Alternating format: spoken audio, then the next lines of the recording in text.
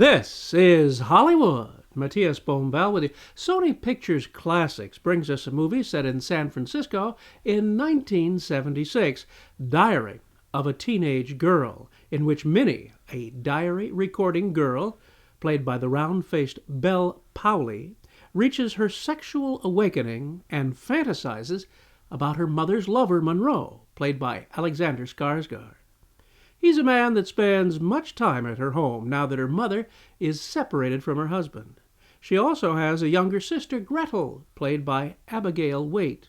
The director, Mariel Heller, wastes no time in making you feel the 1970s.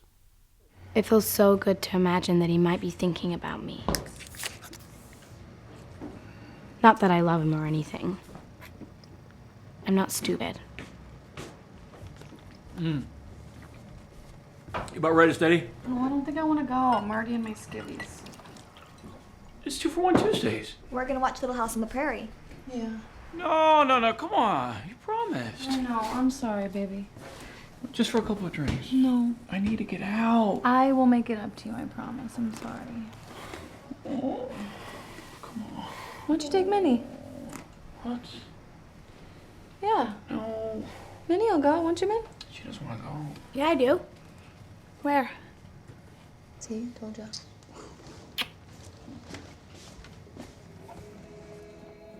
That was Kristen Wiig as Charlotte, Minnie's mom.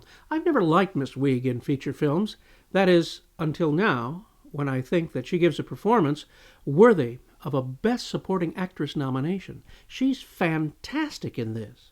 Throughout this movie, the screen image and story is adorned with illustrated decorations surrounding it, not unlike the drawings that might appear in diary entries, as you'll see here, where you find Minnie in a bookstore looking to increase her experience.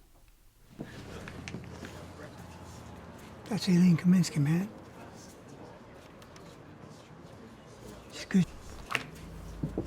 Check it out, Girl Scout. Expand your mind.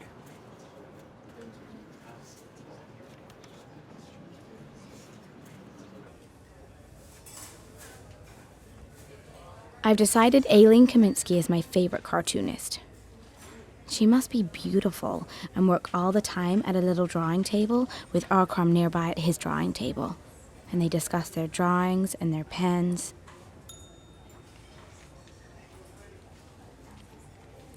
I imagine they're happy.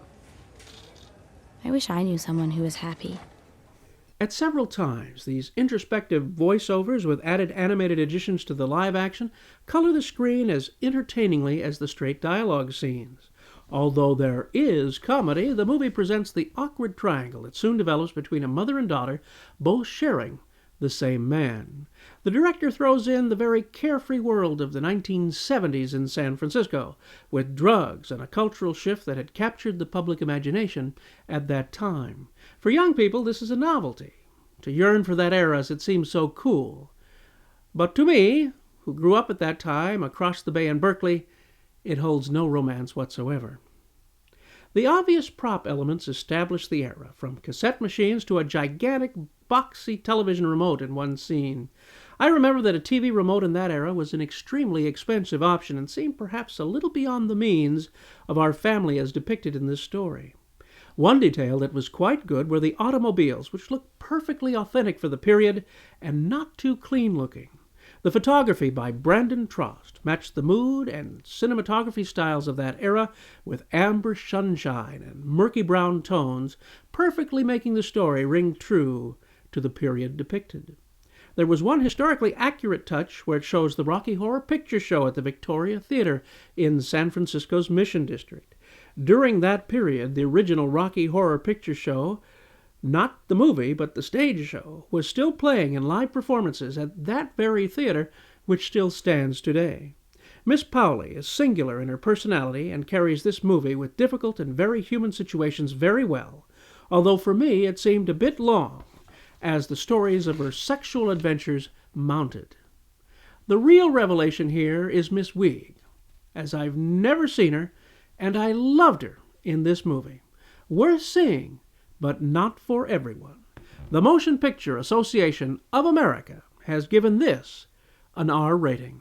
This is your pal, Matías Bombal, bidding you a fond farewell.